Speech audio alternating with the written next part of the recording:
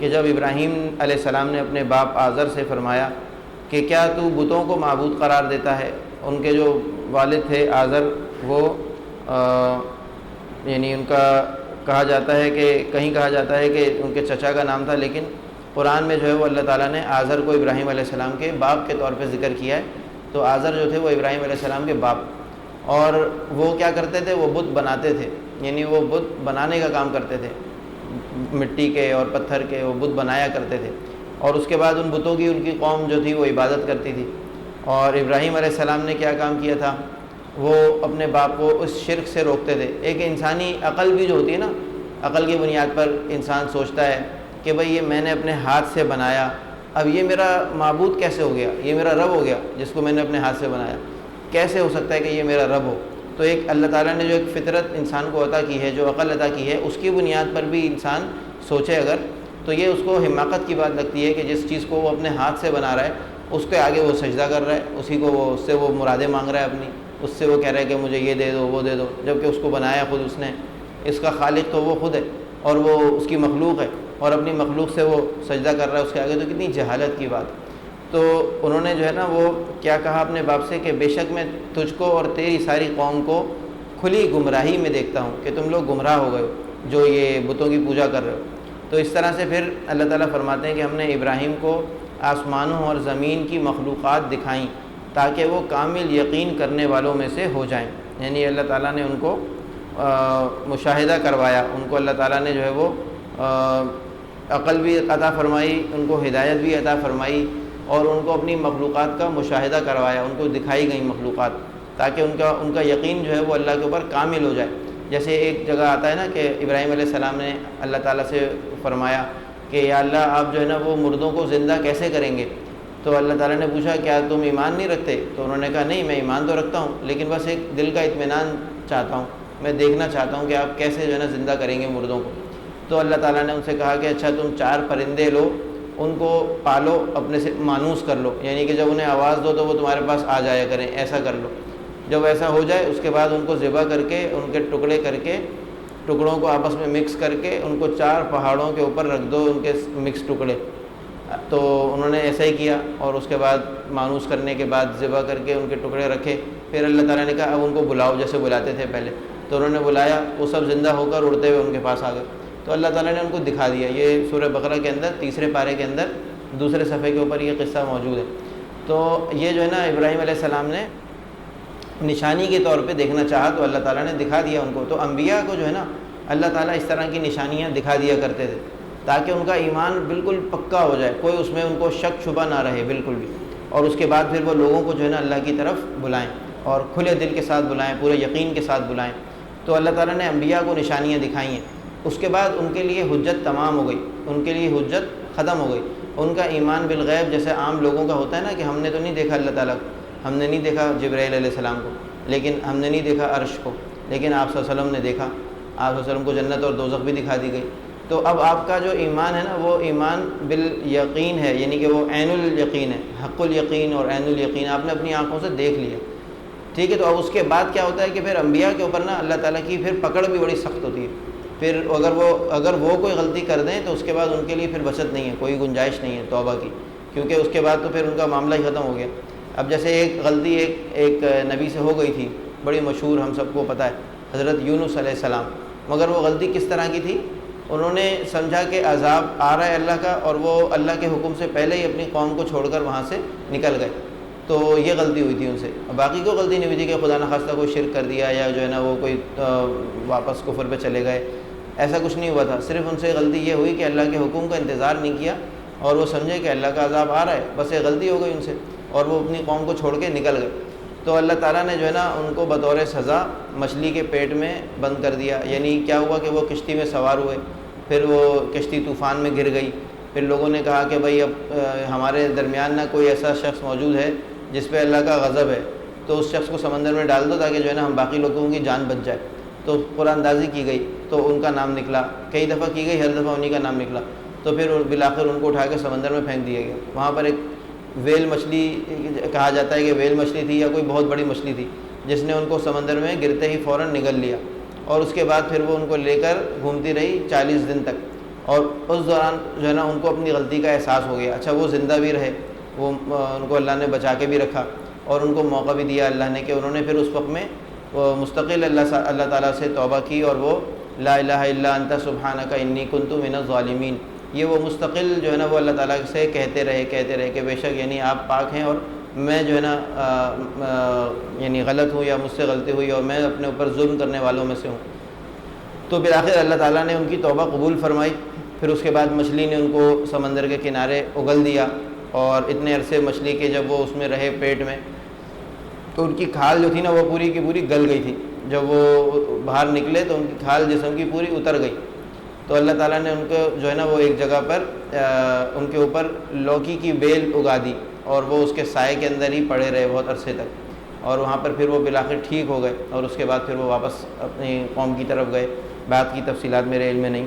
تو یہ جو ہے نا واقعہ پیش آیا ایک نبی کے ساتھ کہ جنہوں نے جو ہے وہ یہ غلطی کی کہ وہ اپنی اللہ کے حکم کا انتظار کیے بغیر ہی اس سے پہلے ہی نکل گئے وہاں سے, تو اس کی سزا ملی ان کو اتنی سخت. تو اس طرح سے جو ہے نا انبیاء جو ہوتے ہیں ان کے اوپر حجت تمام ہو چکی ہوتی ہے, ان کو نشانیاں دکھا دی جاتی ہیں, اس کے بعد ان کے لیے راستہ نہیں ہوتا کہ اب وہ بھٹکیں یا کچھ کریں, غلطیاں کریں.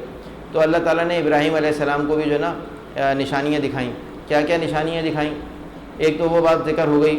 اس کے بعد یہاں پر جو آئی بات کہ جب رات کی تاریکی ان پر چھا گئی تو انہوں نے ستارہ دیکھا, اور اس کو دیکھ کر وہ سمجھے کہ یہ میرا رب ہے, کیونکہ ظاہر ہے ان کو کوئی تعارف اس سے پہلے نہیں تھا, ان تک کوئی کتابیں نہیں پہنچی تھیں, ان کو کسی نبی نے آ کے دعوت نہیں دی تھی. وہ براہ راست اللہ تعالیٰ ان کی تربیت فرما رہے تھے, ان کو اللہ تعالیٰ براہ راست سکھا رہے تھے, خود سکھا رہے تھے.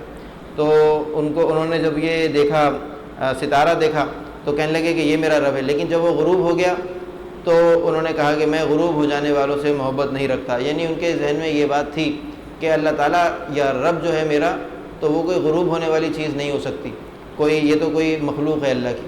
تو پھر انہوں نے چاند دیکھا, چاند کو دیکھ کے سمجھے کہ بھائی یہ میرا رب ہے شاید.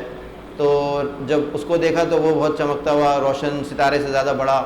تو لیکن جب وہ بھی غروب ہو گیا تو کہنے لگے کہ نہیں, یہ اگر اللہ نے اگر مجھے ہدایت نہ کی تو میں گمراہ لوگوں میں شامل ہو جاؤں گا. یعنی وہاں سے ان کو تھوڑا سا کھٹکا ہو گیا کہ یہ کہیں میں کسی غلط چیز پہ ایمان نہ لے آؤں.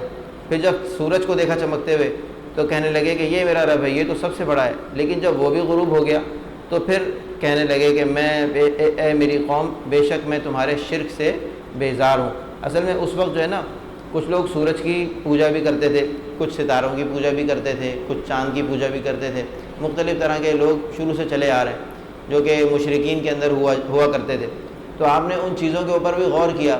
جو مٹی کے بت تھے ان پہ تو سب سے پہلے غور کر لیا, ان کو ریجیکٹ کر دیا. پھر یہ جو جن چیزوں کی لوگ پوجا کرتے تھے جو اللہ کی بڑی بڑی مخلوقات ہیں, چاند, ستارے, سورج, ان کے اوپر بھی غور کر لیا اور ان کو بھی ریجیکٹ کر دیا کہ نہیں, یہ بھی جو ہے نا رب نہیں ہو سکتے. اس کے بعد پھر انہوں نے کیا فرمایا کہ اے میری قوم, بے شک میں تمہارے شرک سے بیزار ہوں. یعنی تم جو بھی طرح کے شرک کرتے ہو میں ان سب سے بیزار ہوں. اور کہا کہ میں اپنا رخ اس کی طرف کرتا ہوں جس نے آسمانوں اور زمین کو پیدا کیا, اور یکسو ہو کر, یعنی صرف ایک اللہ کی طرف میں اپنا رخ کرتا ہوں اور ایک اللہ ہی کی عبادت میں کروں گا. اور کہا کہ میں شرک کرنے والوں میں سے نہیں ہوں.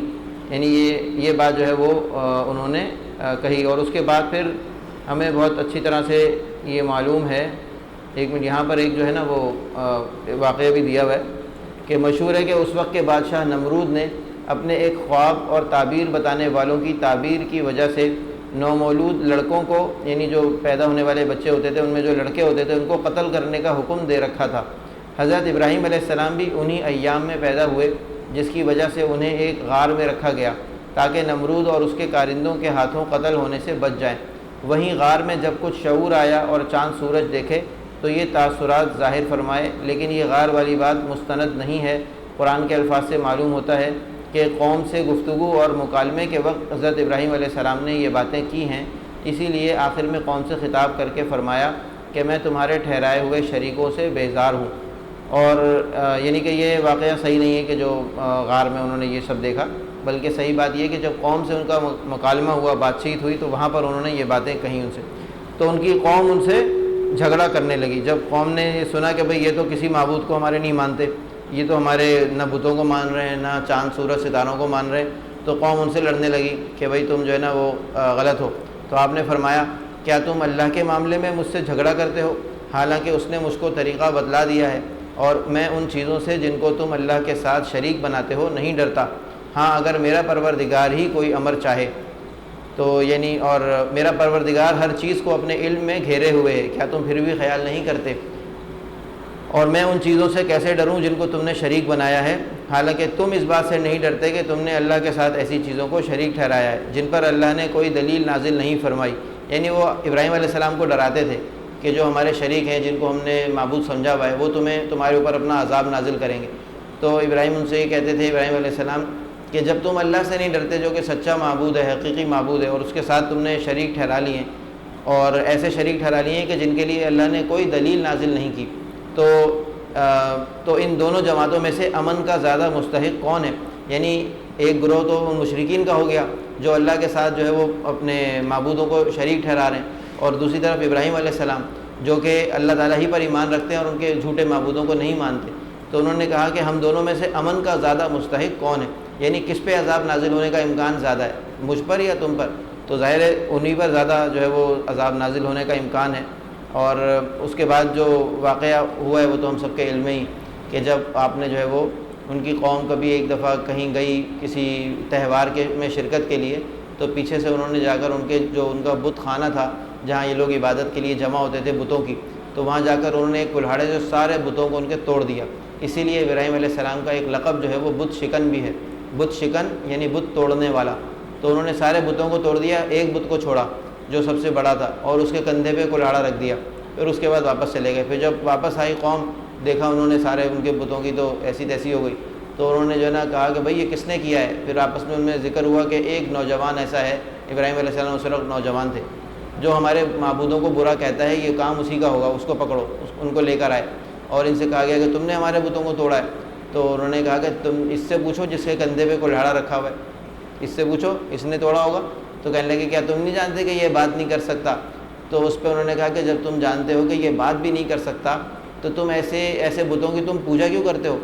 یہ بات ان کی قوم کی سمجھ میں آ گئی کہ جو ہے نا یہ بات تو صحیح ہے کہ جو بت اپنی خود حفاظت نہیں کر سکتے، جو بول نہیں سکتے، ہم ان کی آگے جو ہے وہ سر جھکاتے ہیں، اور ان کی تو یہ جو واقعہ تھا نا یہ بڑا مشہور ہو گیا، اور ہو سکتا تھا کہ ان کی قوم ایمان لے آتی، لیکن جو ہے وہ بادشاہ کو خبر ہوئی تو بادشاہ نے ان کو پکڑوا لیا، اور پھر ان کی سزا کے لیے جو ہے وہ اس نے کہا کہ اس شخص کی سزا یہ ہے کہ اس کو آگ میں جلا دو۔ اب ان کے لیے کیا کیا گیا کہ بہت بڑا ایک جو ہے نا وہ آگ کا الاؤ تیار کیا گیا، بہت زیادہ آگ بھڑکائی گئی، ان کو قید میں رکھا گیا، اور وہ آگ جلائی جاتی رہی، دہکائی جاتی رہی، بہت ساری اس میں لکڑیاں لا کے ڈالی گئیں۔ اب وہ آگ اتنی تیز ہو گئی کہ اس کے کوئی قریب بھی نہیں جا سکتا تھا۔ اب مسئلہ یہ تھا ان کو اس میں پھینکیں گے کیسے؟ تو پھر اس کے لیے جو ہے نا ایک پرانے زمانے میں ایک منجنیق کے نام سے ایک ہتھیار ہوتا تھا، ایک جیسے توپ ہوتی ہے نا آج کل، تو ایسے منجنیق ہوتی تھی جو یعنی کہ ایسے کر کے کوئی چیز کو پھینکنے کے لیے، پتھر وغیرہ پھینکنے کے لیے استعمال میں آتی تھی۔ اس سے بڑے بڑے پتھر جو تھے وہ قلعے کی دیواروں پہ مارے جاتے تھے۔ تو اس منجنیق میں ان کو بٹھایا گیا، جو دور سے اس آگ کے اندر پھینکا گیا جو بہت تیز آگ تھی۔ تو اللہ تعالیٰ نے جو ہے وہ آگ کو کیا حکم دیا؟ اے آگ ٹھنڈی ہو جا اور سلامتی والی ہو جا۔ ہم نے کیا کہا؟ یا نارو کونی قلنا یا نارو کونی بردم و سلامن علی ابراہیم، کہ اے آگ ٹھنڈی والی ہو جا اور سلامتی والی بھی ہو جا۔ یعنی کہ اگر صرف ٹھنڈی ہو جاتی یا بہت ٹھنڈی ہو جاتی تو ہو سکتا ہے اس کی ٹھنڈک سے بھی نقصان پہنچتا۔ تو اللہ تعالیٰ نے اس کو اتنا ٹھنڈا ہونے کا حکم دیا کہ جس میں وہ ابراہیم علیہ السلام کے لیے سلامتی والی رہے، یعنی نہ زیادہ ٹھنڈی ہو جائے اور گرم تو رہے ہی نہیں۔ تو وہ آگ جو تھی نا وہ ٹھنڈی ہو گئی، اور ابراہیم علیہ السلام یعنی آگ تو جلتی رہی لیکن اس کے اندر ٹھنڈک پیدا ہو گئی، اس کی گرمی ختم ہو گئی۔ اللہ نے اس کی صفت تبدیل کر دی، ورنہ آگ کی صفت جلانا ہے، آگ کی صفت ہے گرمی، اللہ نے اس کی گرمی ختم کر دی کیونکہ اللہ تعالیٰ کے اختیار میں۔ اور پھر جو ہے نا وہ ابراہیم علیہ السلام اس میں کافی دن تک اسی کے اندر موجود رہے، اور اس کے بعد ان کو جب باہر نکلے تو وہ بہت ہی بالکل صحیح سلامت، لوگ دیکھ کے حیران رہ گئے۔ اور بعد میں پھر وہ بہرحال ان کو پھر وہاں سے نکال دیا گیا، اور وہ وہاں سے عراق چلے گئے، وہاں سے اپنی جگہ چھوڑ کے، جو میرا خیال ہے یا فلسطین چلے گئے یا عراق چلے گئے، کسی ایک جگہ پر تھے، وہاں سے دوسری جگہ چلے گئے۔ اور اس کے بعد پھر نبوت کا کام انہوں نے اپنا شروع کر دیا، اور نمرود کو پھر اللہ نے سزا دی، اور مشہور ہے وہ کہ ایک مچھر اس کی ناک کے ذریعے دماغ میں گھس گیا، جو اس کو کاٹتا تھا، اس کو تکلیف ہوتی تھی، اور اس کا علاج یہی تھا کہ اس کے سر پہ جوتے برسائے جائیں۔ جب اس کے غلام جوتے مارتے تھے تو اس کو ذرا سکون ملتا تھا، تو اسی طرح جوتے کھا کے جو ہے نا وہ مر گیا۔ نمرود سے بھی جو ان کا مکالمہ ہوا ہے وہ بھی جو ہے نا سورہ بقرہ کے اندر ہی تیسرے پارے میں وہی دوسرے صفحے کے اوپر ہی موجود ہے۔ کہ جس میں بادشاہ نے ان سے کہا کہ جو ہے وہ میں تمہارا رب ہوں. تو ابراہیم علیہ السلام نے کہا کہ بھائی میرا رب تو زندگی اور موت کا مالک ہے. تو یہ واقعہ آتا ہے کہ اس نے جو ہے نا اس نے کہا کہ میں بھی زندگی اور موت کا مالک ہوں. اس نے ایک آدمی بلایا جس کو موت کی سزا ہو چکی تھی, اس کو اس نے چھوڑ دیا. اس نے کہا جاؤ میں نے تمہیں زندگی دے دی. ایک اور آدمی تھا, اس کو اس نے پکڑ کے قتل کرا دیا جو کہ بے قصور تھا, کوئی قصور نہیں تھا اس کا. اس نے کہا دیکھو میں بھی زندگی اور موت کا مالک ہوں, جس کو چاہوں زندگی دے دوں, جس کو چاہوں موت دے دوں. تو ابراہیم علیہ السلام نے اس سے کہا کہ میرا رب جو ہے نا وہ تو سورج کو مشرق سے نکالتا ہے, تم اس کو مغرب سے نکال کر دکھا دو. تو یہ سن کر وہ ہکا بکا رہ گیا. یہ بات اس کے ظاہر ہے اس کے بعد ہی اس کی استطاعت سے کر ہی نہیں سکتا تھا. تو وہ لیکن اس کے بعد اللہ تعالیٰ فرماتے ہیں واللہ لا یہدی القوم الظالمین, کہ بے شک اللہ جو ہے نا وہ ظالموں کو ہدایت نہیں دیتا. یعنی وہ جو ظلم کرنے والے لوگ ہوتے ہیں یا شرک کرنے والے لوگ ہوتے ہیں اور وہ اگر پلٹنا نہیں چاہتے, وہ توبہ نہیں کرنا چاہتے بلکہ وہ جھگڑا کرنا چاہتے ہیں, تو ایسے لوگوں کو پھر اللہ ہدایت نہیں دیتا کہ خود بخود اللہ تعالیٰ ان کو ہدایت دے دے اور وہ توبہ کر لیں, ایمان لے آئیں. نہیں, اگر وہ اپنے دل سے ہی چاہیں گے کہ ہم توبہ کر لیں تو ان کو ہدایت کی توفیق مل جاتی ہے. لیکن اگر وہ خود سے نہیں چاہیں گے تو اللہ تعالیٰ ان کو ہدایت نہیں دیتے. تو وہ اس کے سامنے ایسی نشانی آئی, اس کو ایسی بات کہی گئی کہ جو دو ٹوک بات تھی, لیکن وہ پھر بھی ایمان نہیں لایا اور اللہ نے اس کو ہدایت دی بھی نہیں, کیونکہ اس کا ارادہ ایمان لانے کا نہیں تھا. وہ تو جھگڑا کر رہا تھا, وہ تو ابراہیم علیہ السلام سے بحث کر رہا تھا. اس کا مقصد جو ہے نا وہ ایمان لانا نہیں تھا, ان کو بلکہ نیچا دکھانا تھا.